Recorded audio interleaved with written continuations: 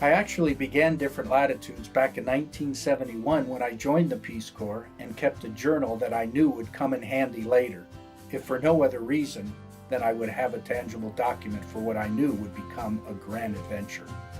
Of course, I had no idea the adventure would last a lifetime.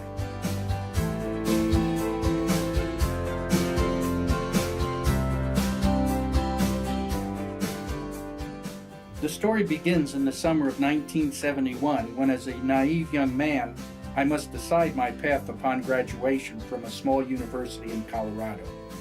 Amidst the turmoil of the counterculture years and the looming possibility of being sent to Vietnam, I concluded that I wanted to travel, serve, and if possible, save the world.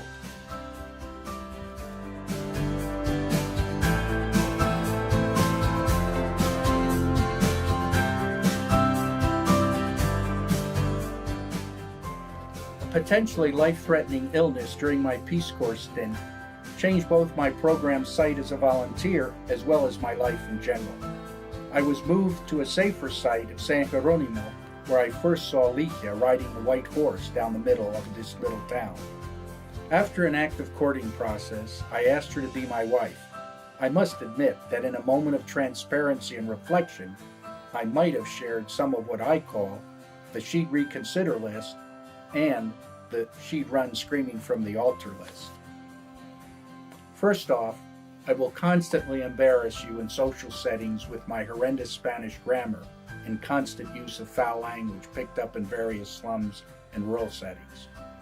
I'll take you home to meet my family in the middle of winter when it snows constantly and the temperature rarely exceeds the freezing point. Every 3 years, I'll ask you to pack up our children and all our earthly belongings and move to a different country where you'll know not a soul. I'll be sued by local workers. We leave Colombia illegally on short notice. And I'll think that having parasites is a viable weight loss strategy and discuss them at the dinner table. I'll take you to one country where green monkey disease, dengue, malaria, and other deadly ailments are commonplace. The years and experiences that followed my time with the Peace Corps were like grains of sand. Each success and failure, each new program and new friend, each new educational course and conference, each trip far and near, not to mention the experiences I shared with my wife and children, all these grains of sand would form the pearl of my very being, the person I became after years of travel and learning.